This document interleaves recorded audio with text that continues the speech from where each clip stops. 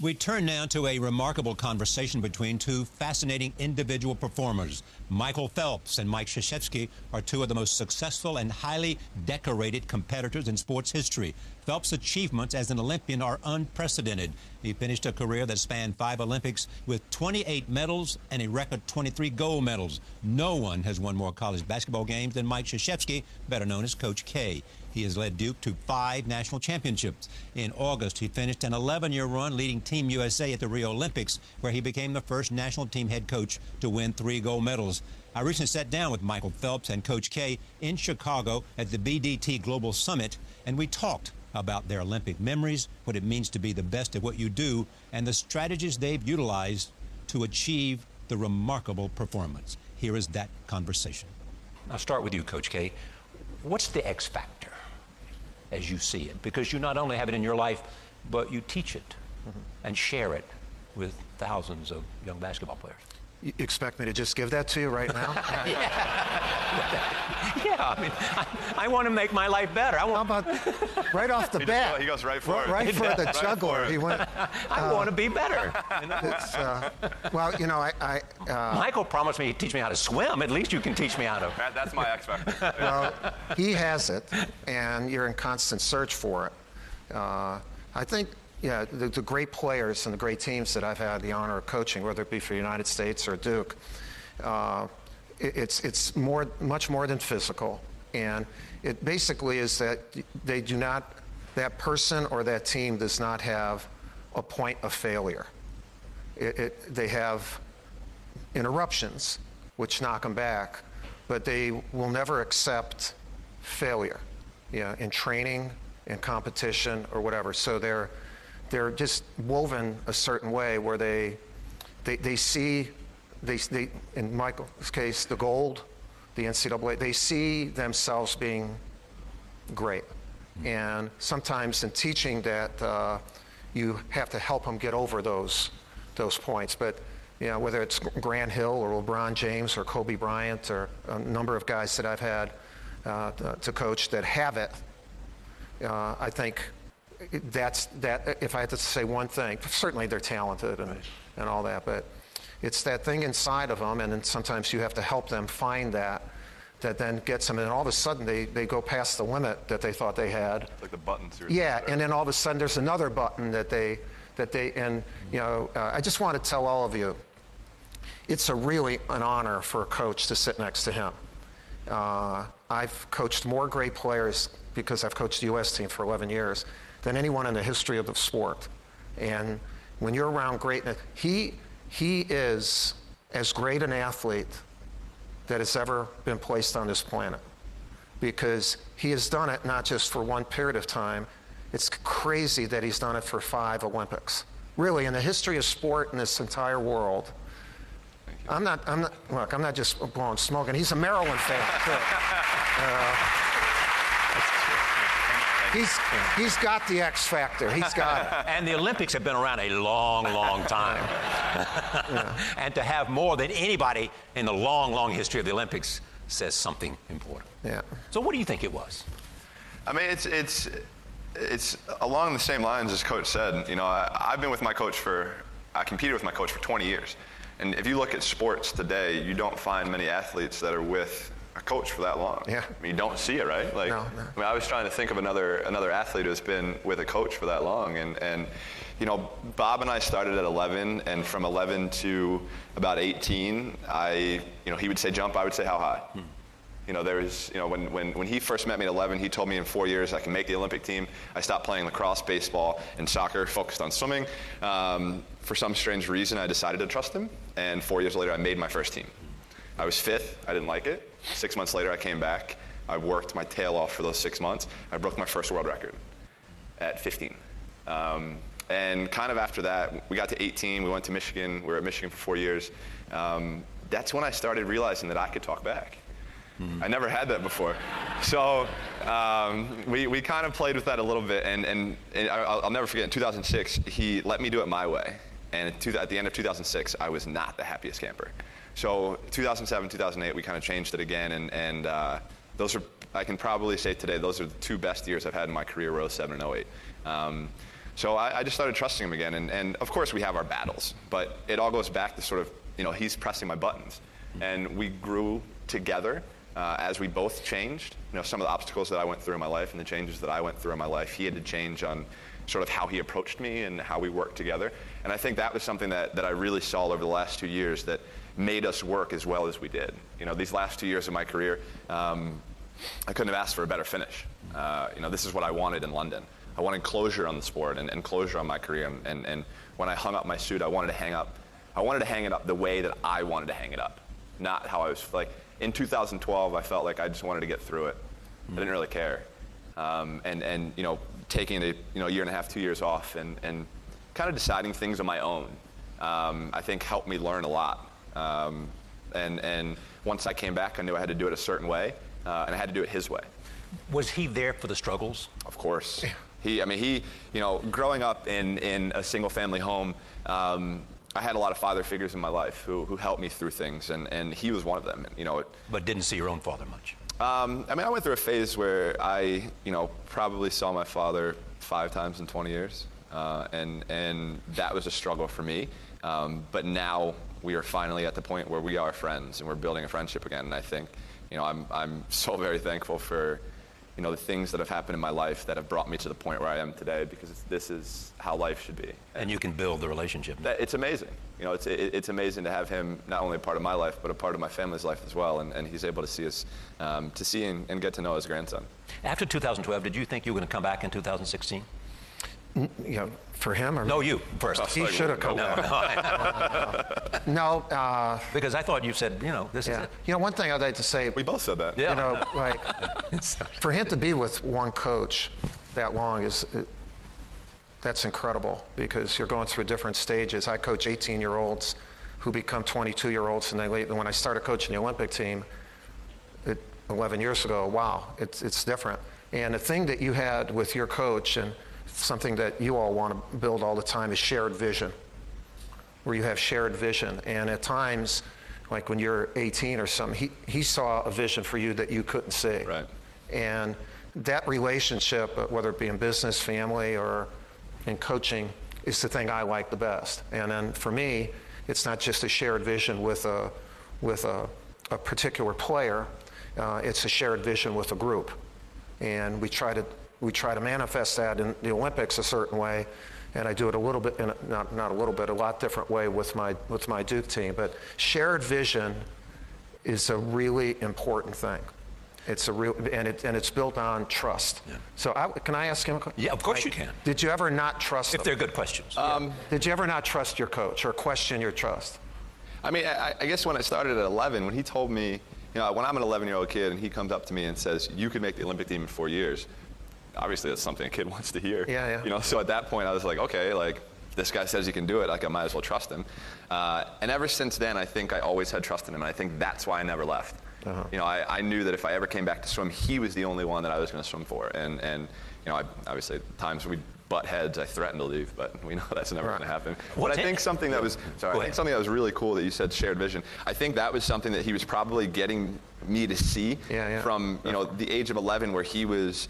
He taught me to goal set. He taught me to dream as big as you could possibly dream. I think that's one thing that I've lived on for so long is, as an 11-year-old kid, did I dream of being the best ever? Yeah, everybody does. But it's like the sacrifices that I made and the goals that I had and the things that I had to do to be able to get to that point or even have that opportunity. I think that was something that he taught me at a very young age. He taught me how to set short-term, long-term goals, and I do it every year. I still did. I was talking to you about my goal sheet that I had that I just found. I have it hanging in my closet, and I just found it going through some things, and I wasn't very happy when I saw it, but it fell a little short, but it was... You mean you underestimated your possibilities? I hit one of my goal times, and I was saying, I texted my coach, and I told him the interaction that my fiance had in the closet when I was talking about it, and he smiled and just said, "Let it go." So it ended up being really good. But I think as I got older and older, I started realizing that I think there were so many people who doubted things that I wanted, and I believed that I could achieve them. I believed that I could go into 2008 and be perfect. I believed that because I had trained for it and I prepared for it. and I was getting ready to do something that nobody had ever done in Olympic history. And you know, I think just being able to get to that point where I believed in myself that it could happen, I think that was, you know, the little extra edge, you know, the extra oomph. I mean, I wouldn't have been able to win that race by 1/100th. A couple of things.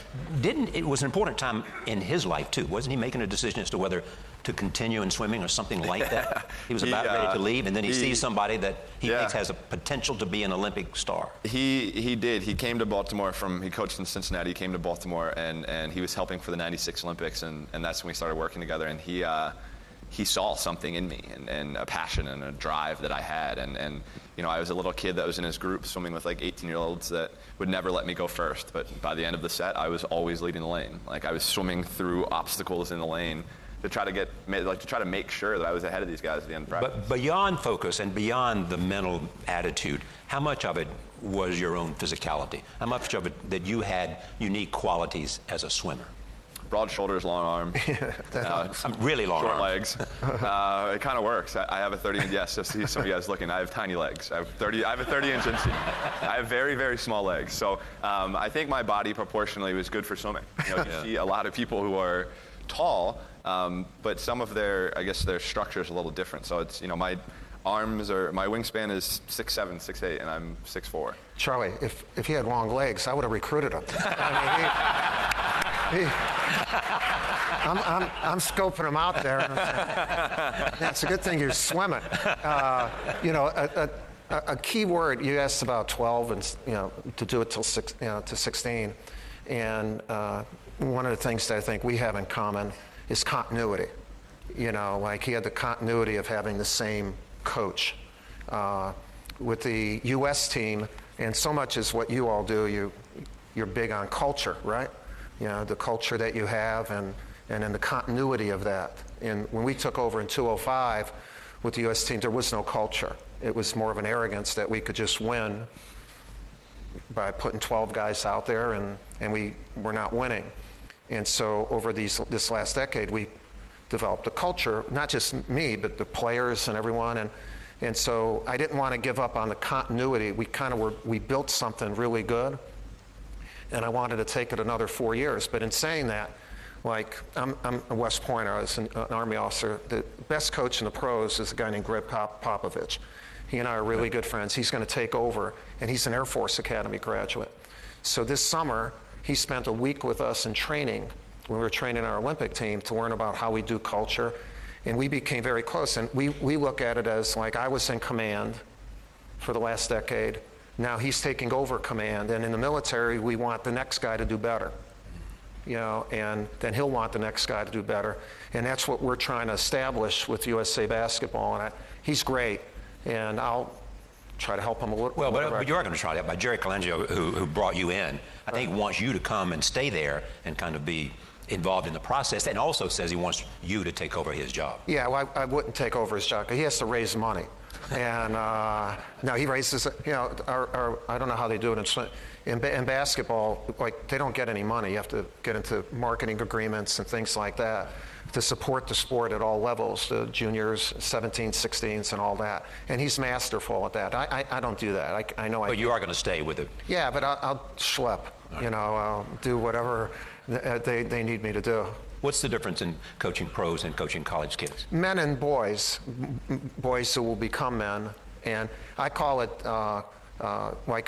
when I'm coaching my Duke team, I help them get cross bridges of maturity or improvement, and then you develop a relationship, because if you cross that bridge with that person, there's a bond, just like you did with your coach.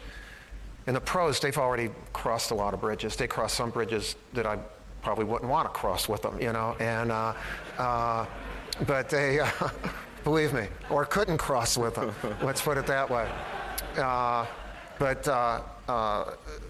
It's just different. In college, they have to more adapt to me, and I adapt to their abilities.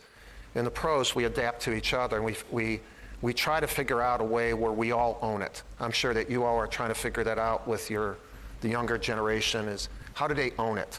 How can they feel it? How can they do that? And we spend a lot of time really with that, and we include the armed forces so that they can feel what it is to represent our country and things like that. But to me, you know, continuity, ownership, shared vision, these are like key things that, you know, you have to do if you're gonna be like really, really good. Michael, you have said you wanted to change. Your goal was to change swimming. It happened. It's happening. You know, at 15, I just had this dream of completely changing the sport of swimming and how it's seen, and both in the pool and out of the pool.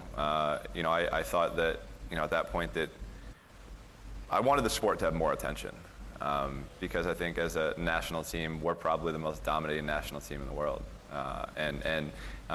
You know, for me, kind of growing up in that sport, the things that I was able to see and do in that sport changed my life. You know, for me, it also now, sort of being out of the pool, that's where sort of the next chapter of my life is happening. In 2001, I started working with the Boys and Girls Club of America, and children under the age of 14, drowning is the second highest cause of death. And so I started working with them back in Baltimore in 2001. In 2008, I opened up my foundation. Kids to live healthy and active lifestyles, but also teaching kids water safety, because that's the only reason why I started to swim. My mom put my two sisters and myself in the water specifically just to be water safe. And this is what it turned out to be. Pretty good. So Not bad. I guess it turned out okay. So we've partnered. All of a sudden, parents all over America who've seen this throw their kids in the pool. Especially with short leg kids. You know, Yeah. that's amazing. Yeah, but also what you have done has inspired people. I mean, Katie Ledecky, I mean, you're her inspiration. So for me, this time around, this Olympics was, I felt like a dad. Yeah. You know, like I honestly did. Like, and because I had been on the national team for so long, but also sort of like, I feel like my role changed on this team. You know, you have this story of Katie and I, God, when she was 10, and we have a picture together. There's another girl on the team, Smaliga, who has, she was like, I had posters of you up as a kid, and now I'm sitting on a team with you.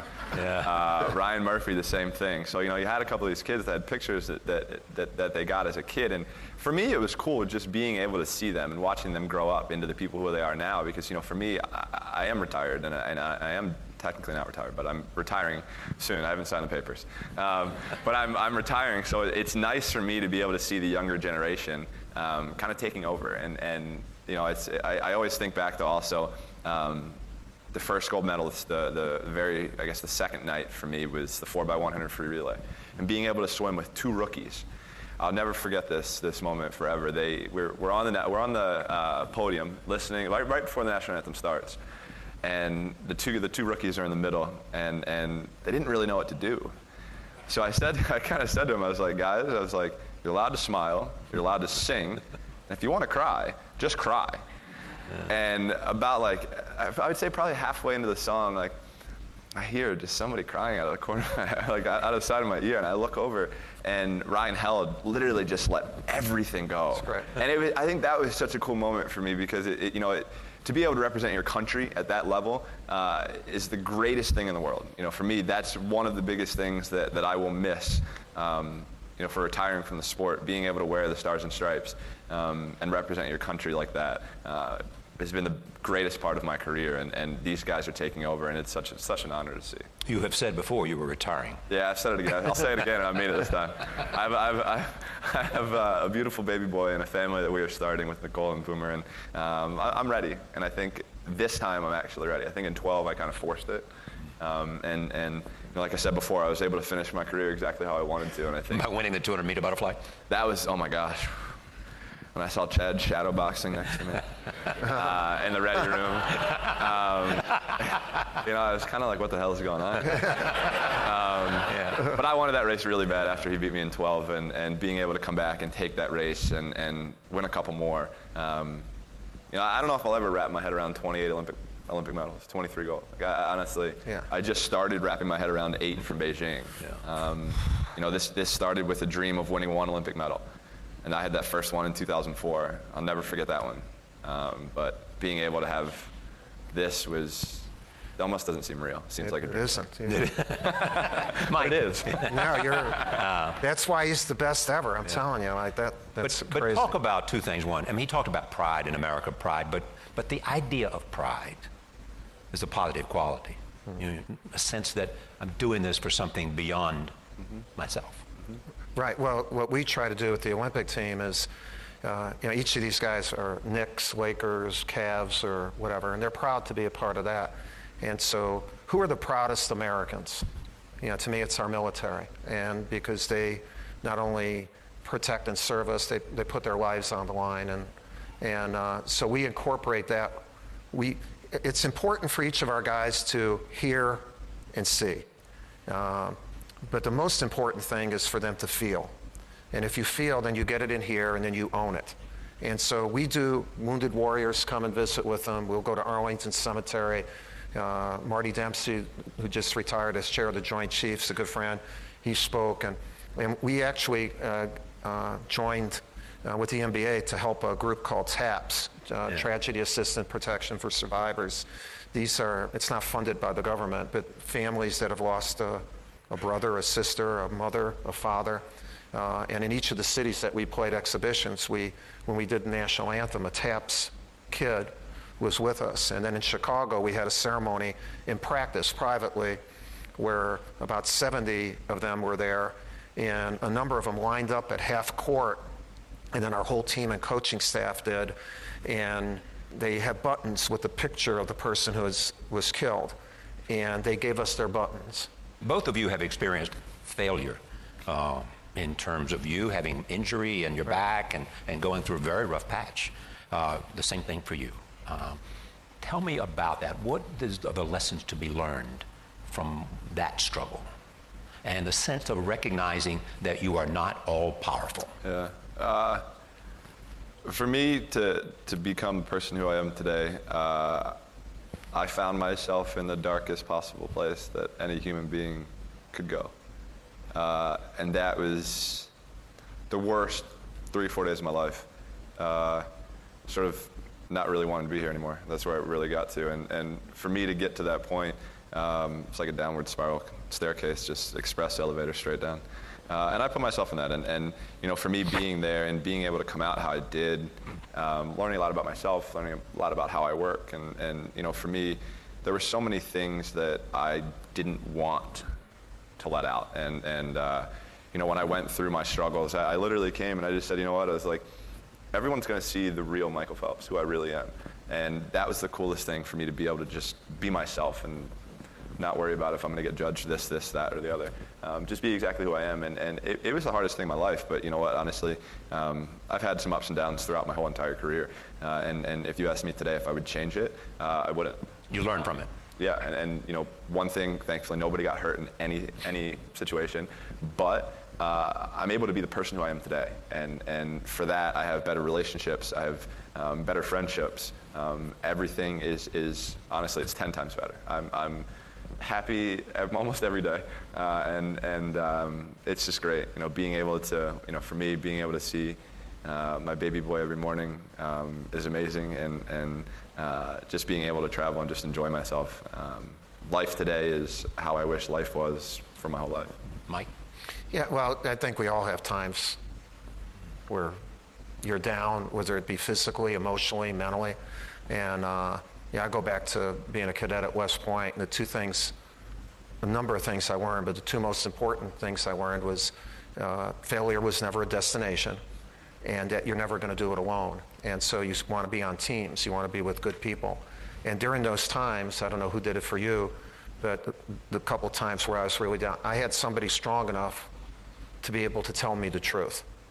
And I don't think you do it alone. Someone has to tell you. So when I got real sick in the mid-90s, not just physically, but emotionally, my wife did that. And my wife said, look, you either go or I'm going.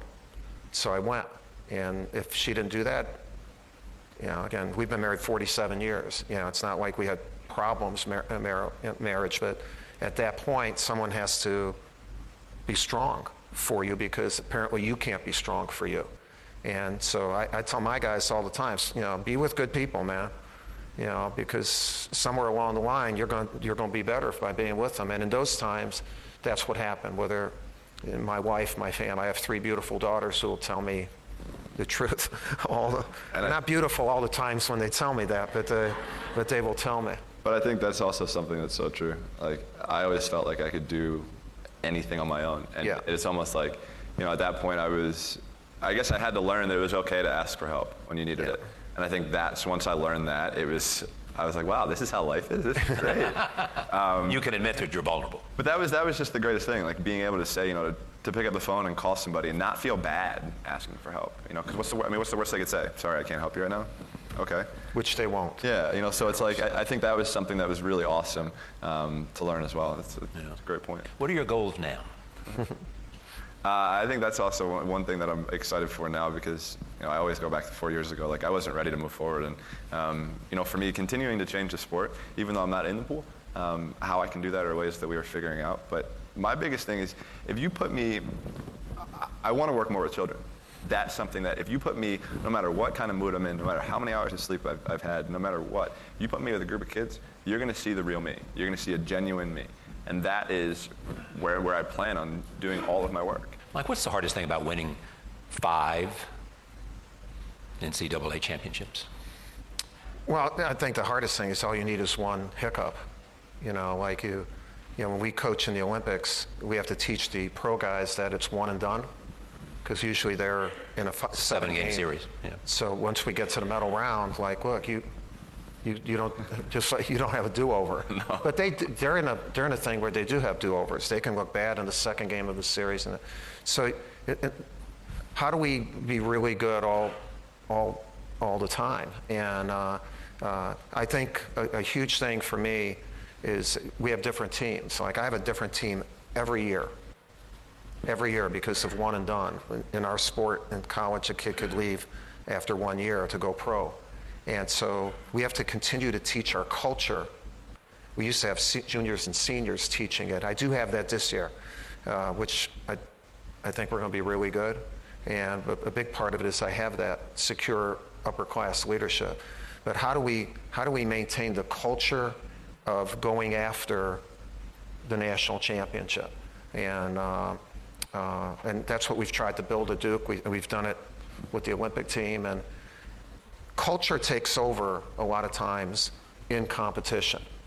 Like, you made a number of interesting points, great points. One of them was you took pride. I don't know if you caught it. He took pride in the fact that it wasn't about his gold medals, but the fact that U.S. swimming has been the most dominant. Well, in other words, you're part of a great culture. Mm-hmm. You're part of a great now you're a big part of that great culture, but you're still part of a culture.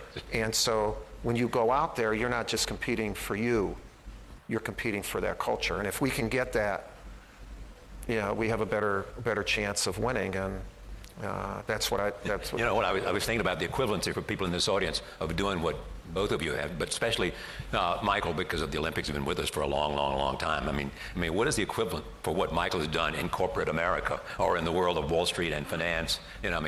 Building the greatest company that's ever been, and at the same time creating the greatest product that they've ever been, or creating the most innovative financial model that's ever been, or changing the way we generate the contributions of financial communities and corporate communities to the overall global economy, all of that. It's just, when you think about what the two of you have done and have done it over a lifetime, that people have said to me before, it's difficult to win 1, but to win 28, to win 5, that's the hardest part. Is the first one the hardest, or is the last one the hardest? I think each of them are. I think the fact when you do it the first time, though, you have a confidence level of that you can do it again. Right. And then it's a matter of, do you want to do it again? Yeah. Are you willing? That's why so many people don't do it multiple times, because they don't have the same hunger. That's the thing that I'm saying about you, is that over 5 Olympics, okay, how did you stay hungry? We were talking. This is. Right, he and I were talking. So I'm a coach, so I'm trying to figure out what makes him tick, and then kind of take that back. And so I asked him. So he's in competition, right? Okay, when you're on a court, you feel things like that. So I'm saying, you're in a race. How do you know where other people are? Yeah. Really, do you all swim? Do you know who's swimming next to you? How do you know? How do you know that? If you're in first place. I mean, Yeah, you know if you're winning. Yeah, you can feel it. The water teaches you. I mean, it's like, obviously, like when you're in a pool, like the middle lane's the fastest lane, so you have the next fastest people right next to you. So you kind of have a sense of where things are. And some strokes you can feel the splashes. I mean, That's crazy. It's nuts. Really, isn't that nuts?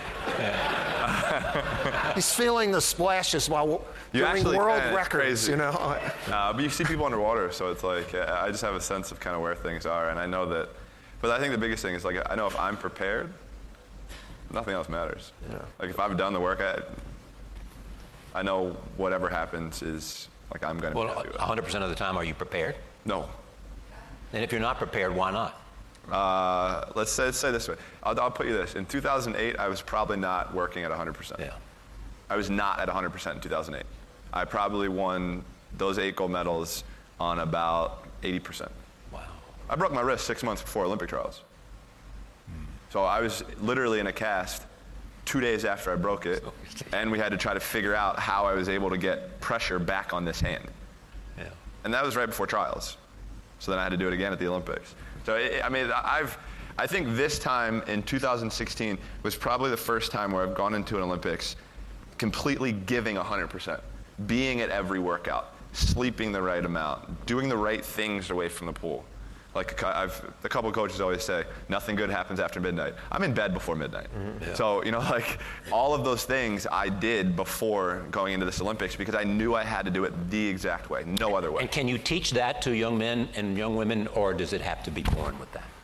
Well, you can teach it, you know, at a certain level because you can hold them accountable. You know, we can have a guard outside your room so you're after midnight until you get it yourself. Yeah. And, but it helps if it's a shared vision or like when, first of all, you got to know a kid. Like there are a couple of kids, there are 3 kids on my team this year who can be like really good. Well, they want to be really good. You mean really good, meaning as good as you've ever had? Yeah, as like can be lottery picks and they're really good kids. So they want to learn because they don't know yet. No. But they know they're special. Yeah, and you know that's the thing that I love. I love being in the moment of a great team or a great player. You know, you mentioned that about your coach. That's why I still coach. I coach because, holy mackerel, I can be in the moment of this 20-year-old guy who wants to be the National Player of the Year right now, or this team that wants to win its first national championship. And to be in the moment, like, you have to be in the moment for each of your races, right? I mean, you understand what I'm saying? Yeah, I do. Yeah, I do. Do you do any visualization? Of course. Yeah. Visualization, I think. It's amazing. Explain the visualization as it pertains to both of you, swimming and basketball. Yeah, as a coach, we try to like teach that. You know, in other words, we'll practice something and we have everything on tape, and I might put like a 5-sequence tape together on their iPads. I said, this is how you should look. When you look good, this is how you, and then watch that, but then don't watch it and then watch it in your head. You know, like at different times, visualize, this is how you should look. This is like a strong, not just this, but strong faces. How your body language, you should not just play like a great player, you should walk like a great player. You should look like a great player. You should act like it. And we try to, we actually spend a lot of time on it. And it's funny because it's, for me, I was taught at a very young age by my coach to literally try to prepare myself to do this. So it's like I would do like relaxation stuff when I was laying down to try to shut like if I'm going to bed, like I had like a relaxation process that I would go through to help me relax and help me go to sleep. But also I play how my race should go, how it could go, and how I don't want it to go.